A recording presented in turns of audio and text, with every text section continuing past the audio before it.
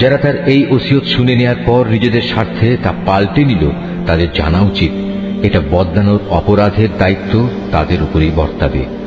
আল্লাহ তাআলা সবকিছুই শোনেন এবং সবকিছুই তার জানা।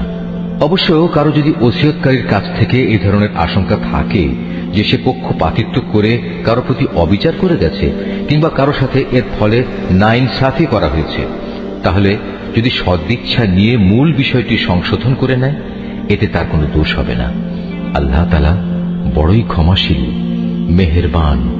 হে মানুষ, তোমরা যারা ঈমান এনেছ, তোমাদের উপর রোজা ফরজ করে দেয়া হয়েছে, যেমনি করে ফরজ করা হয়েছিল তোমাদের পূর্ববর্তী লোকদের উপর, যেন তোমরা এর মাধ্যমে আল্লাহকে ভয় করতে পারো।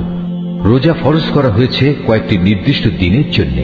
তারপরেও কেউ যদি সে দিনগুলোতে অসুস্থ হয়ে যায় কিংবা কেউ যদি তখন সফরে থাকে, সে ব্যক্তি সমপরিমাণ দিনের রোজা সুস্থ হয়ে গেলে অথবা সফর থেকে ফিরে এসে আদায় করে নেবে। এর পরেও যাদের উপর রোজা একান্ত কষ্টকর হবে, তাদের জন্য এর বিনিময়ে ফিদিয়া থাকবে, এবং তা হচ্ছে একজন গরিব ব্যক্তিকে তৃপ্তি ভরে খাবার দেয়া। অবশ্য যদি কোনো ব্যক্তি এর চাইতে বেশি দিয়ে ভালো কাজ করতে চায়, তাহলে এ অতিরিক্ত কাজ তার জন্য হবে একান্ত কল্যাণকর। তবে এ সময় তোমরা যদি রোজা রাখতে পারো, তাই তোমাদের জন্য ভালো। তোমরা যদি রোজার উপকারিতা সম্পর্কে জানতে যে এতেই কল্যাণ রয়েছে। রোজার মাস এমন একটি মাস যাতে কোরআন নাজিল করা হয়েছে, আর এই কোরআন হচ্ছে মানব জাতির জন্য পথের দিশা, সৎ পথের সুস্পষ্ট নিদর্শন, মানুষদের জন্য হক বাতিলের পার্থক্যকারী। অতএব তোমাদের মধ্যে যে ব্যক্তি এ মাসটি পাবে, সে এ মাসে রোজা রাখবে। তবে যদি সে অসুস্থ হয়ে পড়ে কিংবা সফরে থাকে, সে পরবর্তী কোনো সময় গুনে গুনে সেই পরিমাণ দিন পূরণ করে নেবে। এ সুযোগ দিয়ে আল্লাহ তাআলা তোমাদের জীবন আসান করে দিতে চান। আল্লাহ তাআলা কখনোই তোমাদের জীবন কঠোর করে দিতে চান না।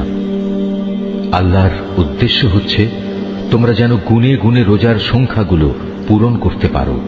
আল্লাহ তাআলা তোমাদের কোরআনের মাধ্যমে জীবন যাপনের যে পদ্ধতি শিখিয়েছেন, তার জন্য তোমরা তার মাহাত্ম্য বর্ণনা করতে এবং তার কৃতজ্ঞতা আদায় করতে পারো। হে নবী, আমার কোন বান্দা যখন তোমাকে আমার ব্যাপারে জিজ্ঞেস করে, তাকে তুমি বলে দিও, আমি তার একান্ত কাছেই আছি। আমি আহ্বানকারীর ডাকে সাড়া দিই যখন সে আমাকে ডাকে। তাই তাদের উচিত আমার আহ্বানে সাড়া দেয়া এবং সম্পূর্ণভাবে আমার উপরে ঈমান আনা। আশা করা যায় এতে করে তারা সঠিক পথের সন্ধান পাবে।